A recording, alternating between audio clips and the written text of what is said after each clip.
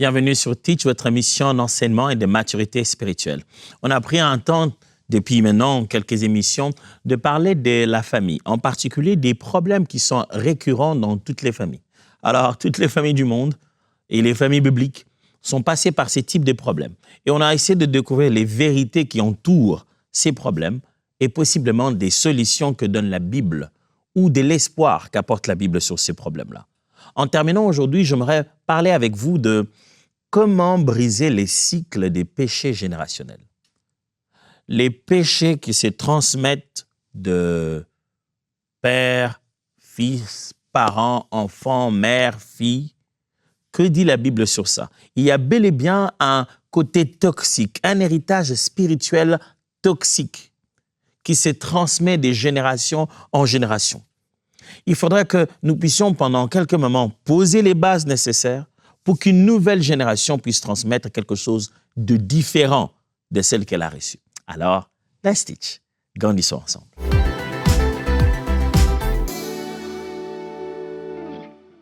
Il y a une vérité dans la Bible que personne ne peut nier. C'est celle-ci. C'est cette vérité qui fait d'ailleurs mon premier point. C'est que les schémas familiaux peuvent se répéter. Il existe ce qu'on appellera un schéma familial. Et ce schéma familial, ces schémas familiaux sont répétitifs. Il existe une façon de faire, un ensemble d'erreurs ou des problèmes qu'on rencontre régulièrement dans une même famille. Des genres des choix, on a l'impression que et le premier, et le deuxième, et le troisième, et le quatrième, dans la génération, dans l'arbre généalogique, tous ces parents ont choisi exactement la mauvaise chose. Ils répètent ça comme si c'était en eux, comme si c'était génétique. La Bible prouve, on y voit dans les preuves bibliques, des répétitions des scénarios comme ça, des répétitions des schémas de famille. C'est possible, ça arrive. Exode chapitre 20, verset 5.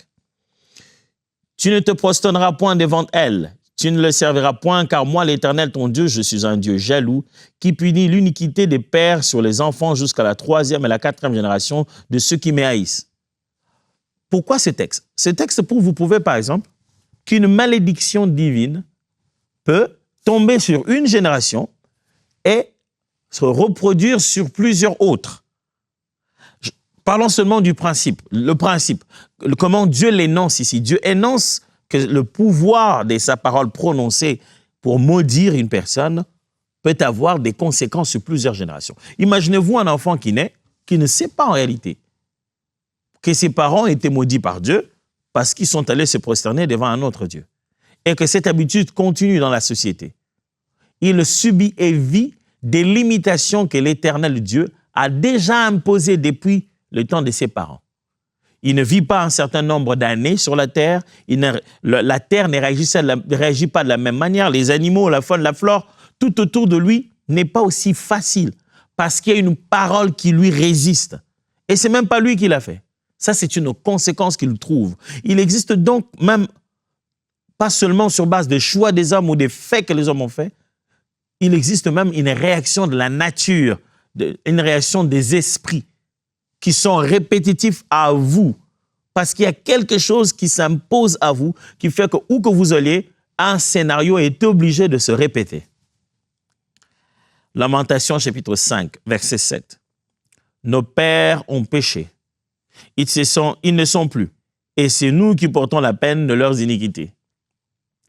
Jérémie se lamentant ici, il dit, mais nos pères ont péché, et ils sont même plus là. Et tout ça là, c'est nous qui sommes en train de subir cela. La Bible montre qu'il existe plusieurs cas où une chose s'est faite dans les parents, elle s'est aussi faite chez les enfants. Des choix que des parents posaient, des enfants le posent comme ça instinctivement. Une vie que les parents menaient, les enfants les mènent aussi. Un genre de combat, un genre d'attaque que les parents menaient, les enfants le mènent ici. Regardez par exemple le cas de... Regardez, ça commence avec Abraham. Abraham, sa femme prend du temps pour avoir un enfant. Après, il a Isaac, le fils de la promesse, le seul fils attendu. Isaac, à son tour, ça prend du temps pour qu'il puisse avoir des enfants. Il attend, ça n'arrive pas. Et puis finalement, il finit par avoir les deux, Jacob et Ésaü, on voit du reste des choses comme ça se répéter dans la Bible. Dans les familles, ça existe aussi. Des choses positives, certes, mais il existe aussi une tendance, un penchant vers un péché. Que tu trouves ça dans tous les membres de la famille, dans tous les membres de la tribu, dans tous les membres de ce clan-là. Ils ont ce penchant vis-à-vis de ce péché-là. J'ai eu des témoignages d'un homme qui me parlait de comment il a été initié à l'infidélité conjugale. Il dit, chez nous, moi je grandis avec mon père, donc des fois j'étais avec lui, on était seuls à la maison et papa, maman était partis. Il m'a demandé d'aller dormir pendant que je ne dormais pas, parce que c'était en plein milieu de la journée qu'il me forçait d'aller dormir. J'entendais notre femme entrer, j'entendais tout ce qui se faisait là-bas, et j'entendais ce qu'il va dire à ma mère après. Pour moi, c'est comme un réflexe. Un homme est censé faire cette autre partie que mon père faisait. Si je ne le fais pas, je ne suis pas un homme, on dirait. C'est resté en lui. Et il reproduit exactement le même schéma. Il y a des gens qui sont aujourd'hui, dans ce qu'ils sont maintenant, une partie de la répétition d'une autre personne qui les a précédés. Dans la famille, ça coule comme ça.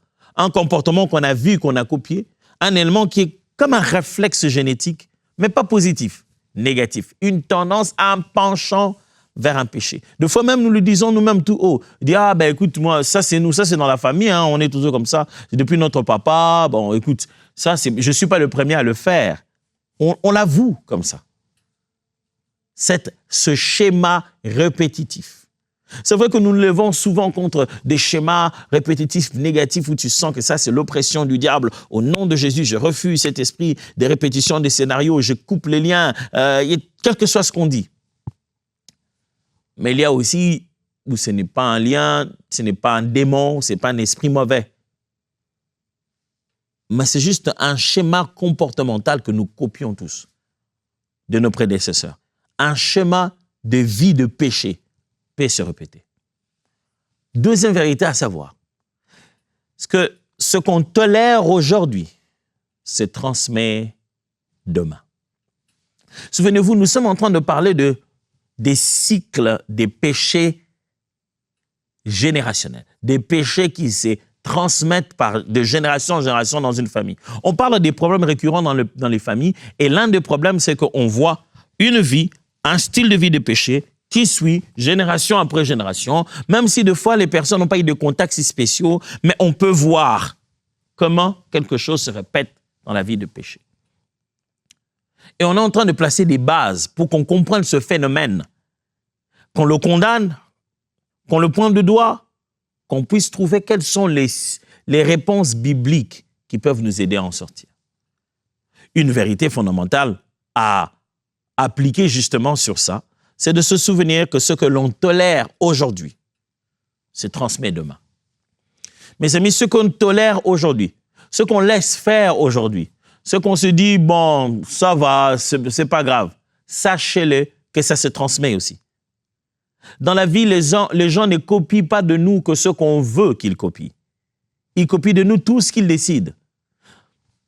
Tu ne choisis pas avec précision ce que tu transmets. Non, non, non, non, non. Tu peux te lever et faire un beau discours en te disant, dans tout ce que je viens de dire, la partie ici, c'est celle que je transmets le plus. Mais tu as transmis autre chose au-delà de ça. Les non-verbales, c'est que tu n'as pas dit. L'attitude, l'élan, la façon de le faire, les gestuels, ça communiquait plus que les mots que tu as choisis. Et nous communiquons, nous donnons un héritage. Et cet héritage ne vient pas seulement de ce qu'on a l'intention de donner. Il en va aussi des choses qu'on a tolérées dans notre vécu, qu'on a laissé faire. Ça aussi, ça se transmet. Quand on vit avec quelqu'un de nonchalant, de oisif, ça se transmet. L'enfant se réveille le matin, il est grand maintenant, le matin, qu'est-ce qu'il se fait? Il se met dans le coin de la rue, commence à boire un peu, et puis après à fumer, puis il n'a rien à faire de sa journée. Tu as envie de lui dire, qu'est-ce que tu fais aujourd'hui? Comment se présente ta journée? Il dit, bah, je suis là. Tu vois, je suis là, la vie, c'est pas facile, tu sais, on se bat.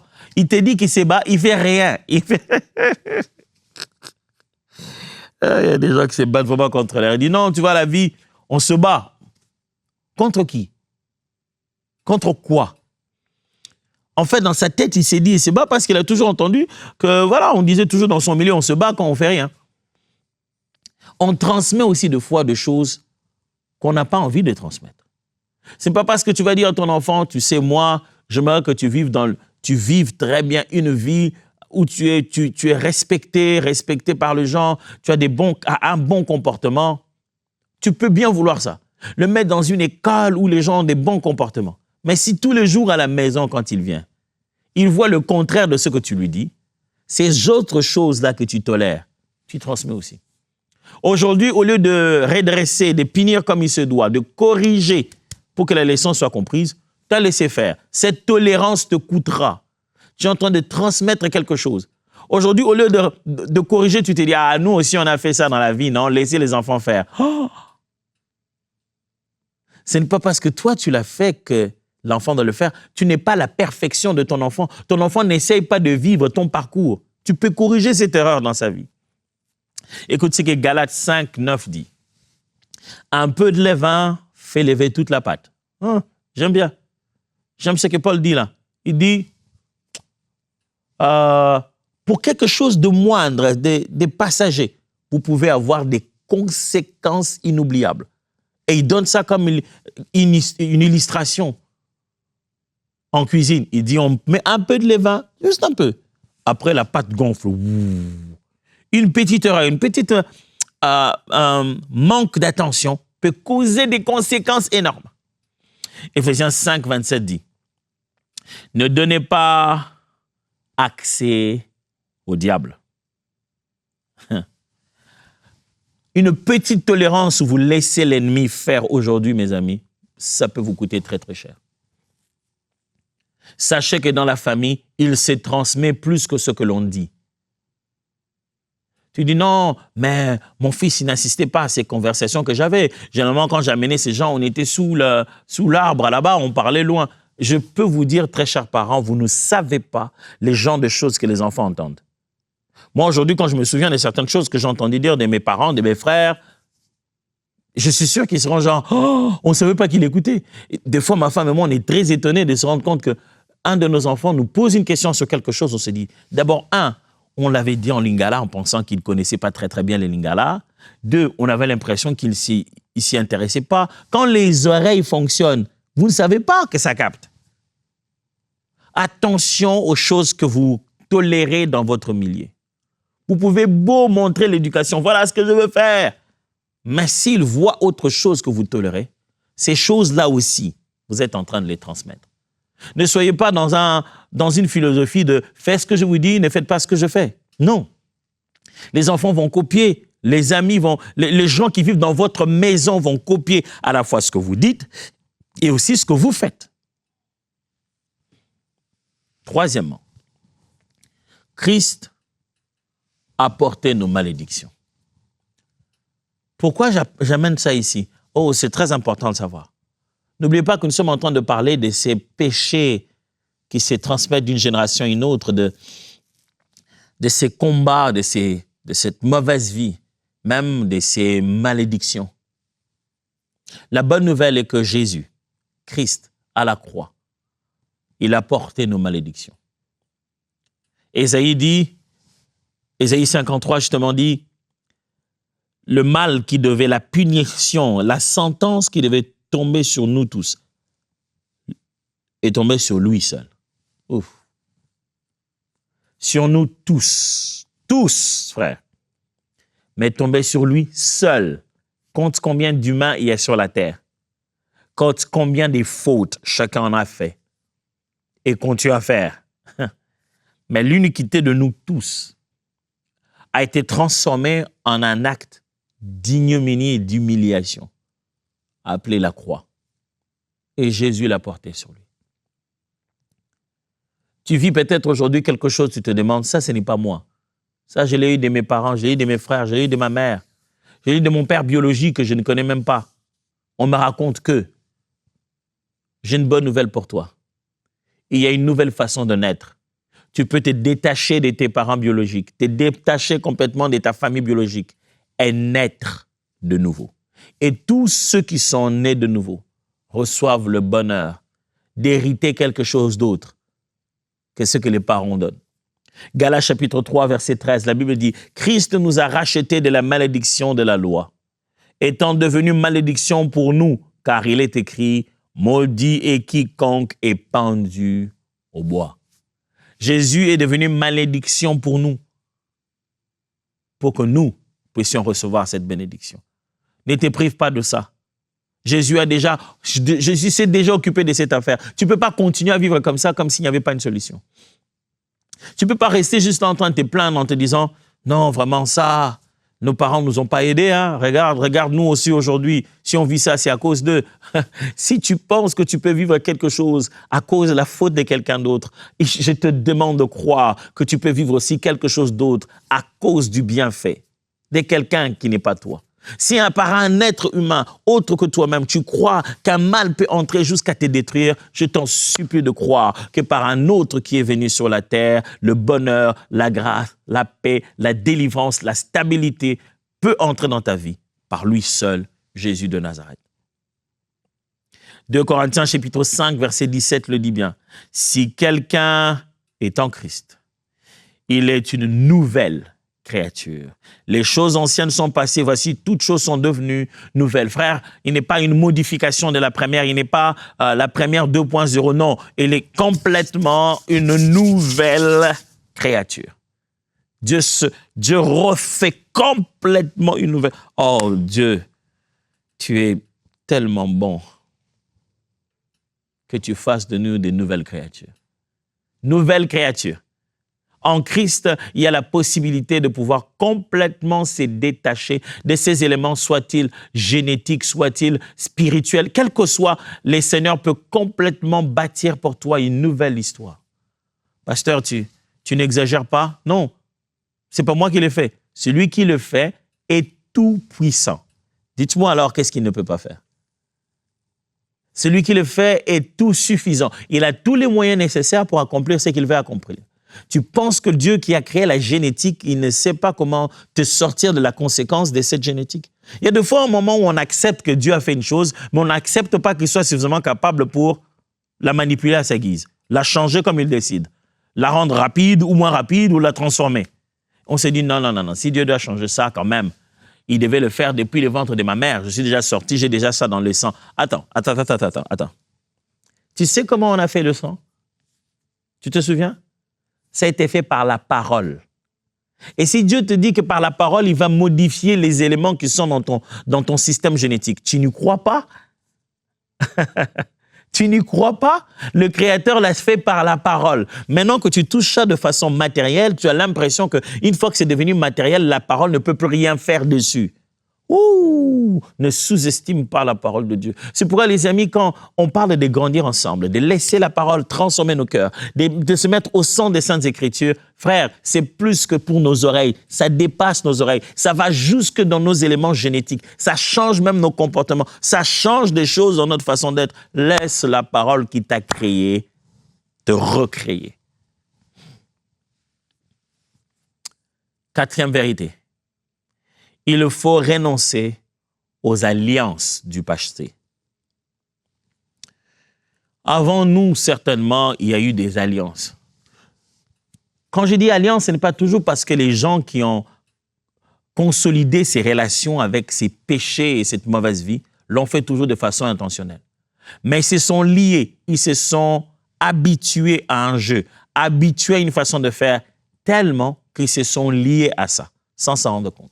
J'aime comment Paul parle d'un lien qui existe, il parle de lien qui existe entre l'homme et la femme, et il dit que ce lien-là est si fort que celui qui va s'engager avec une prostituée, c'est la même chose qu'il essaie de faire en fait. Il est aussi en train d'établir un autre lien.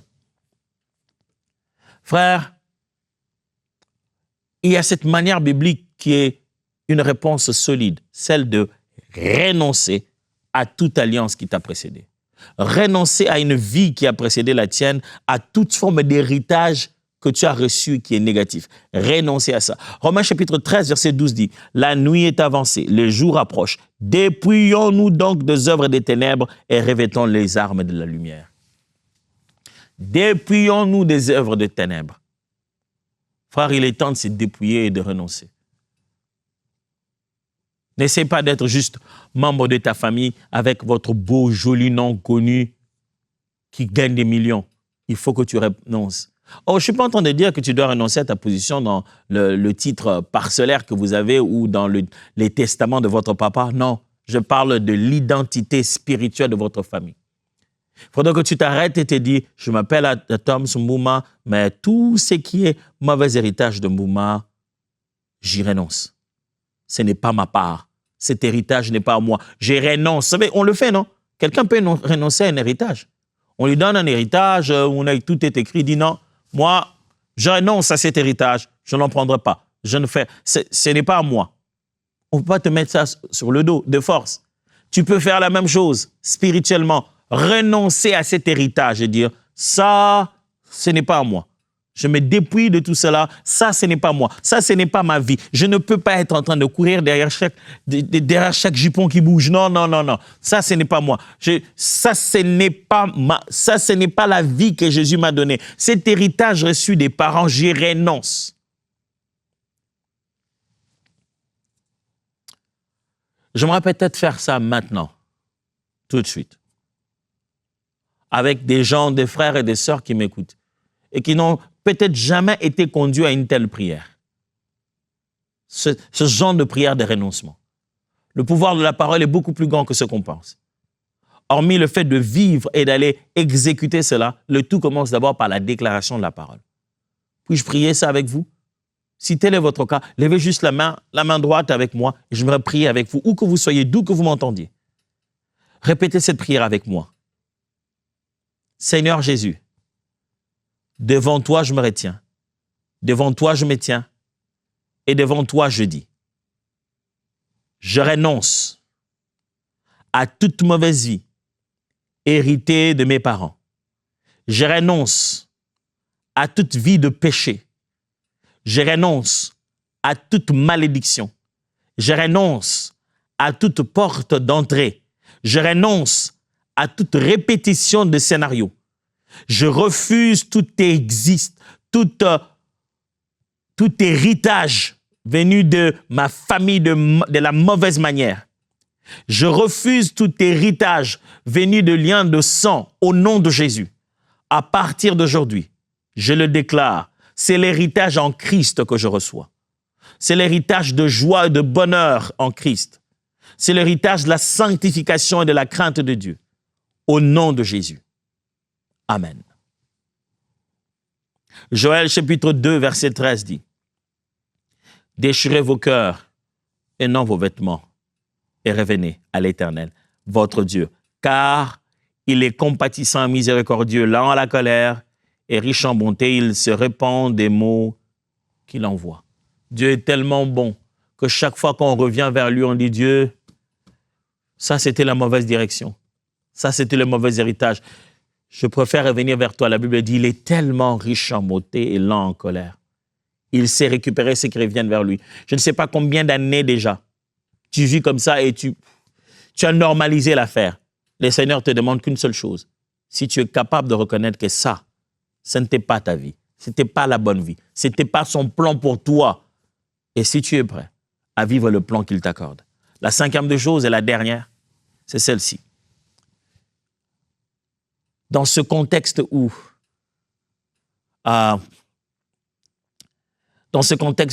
les péchés est transgénérationnel, ils passent d'une génération à une autre, il est important de le savoir que nous devons transmettre un héritage nouveau.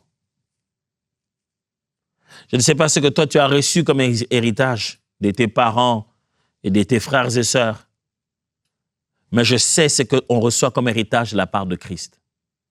Et cet héritage-là, tu peux transmettre ça.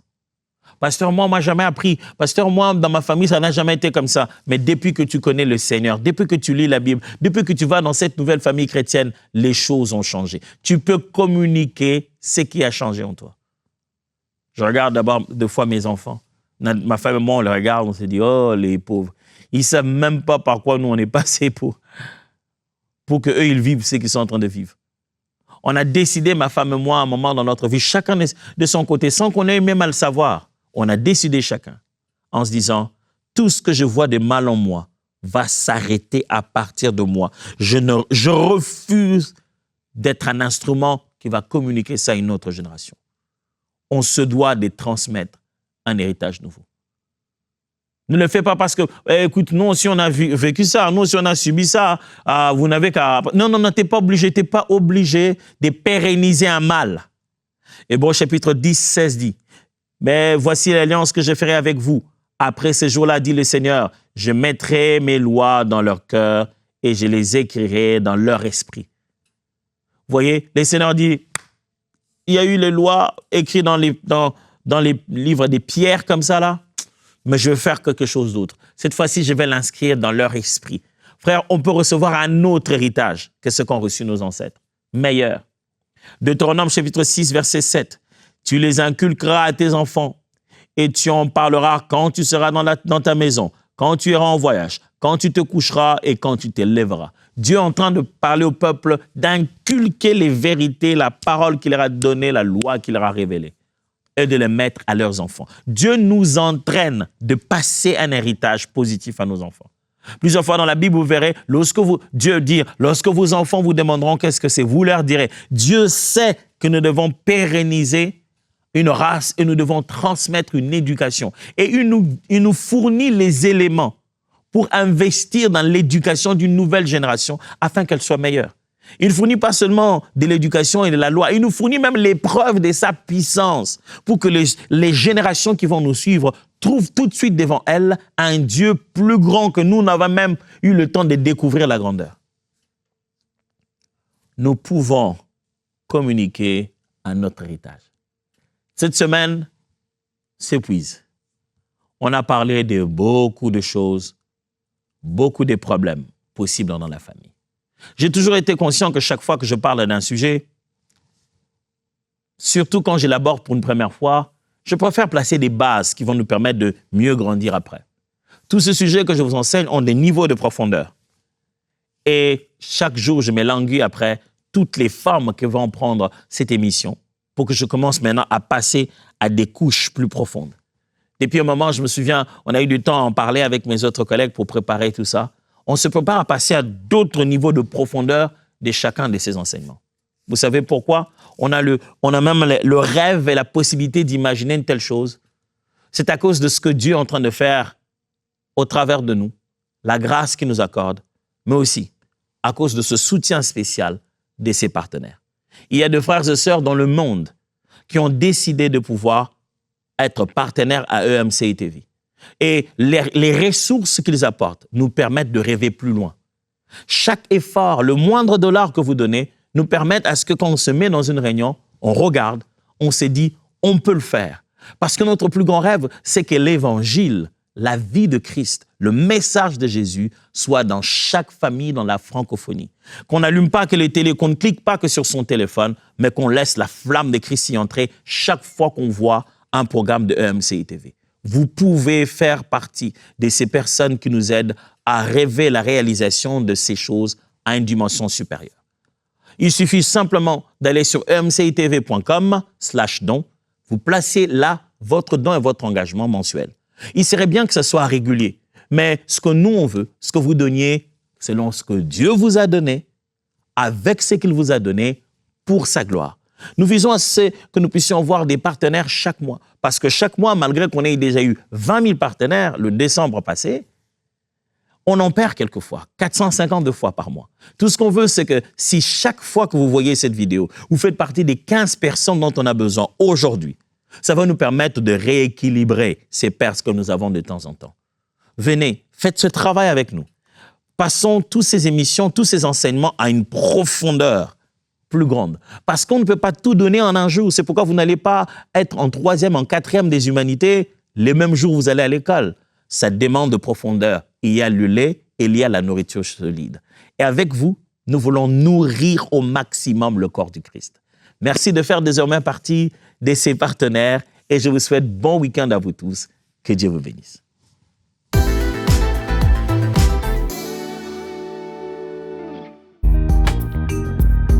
Merci à tous nos précieux partenaires grâce auxquels cette émission a pu être réalisée. Vous aussi, rejoignez la grande famille des partenaires d'EMCI TV en faisant un don sur emcitv.com/don.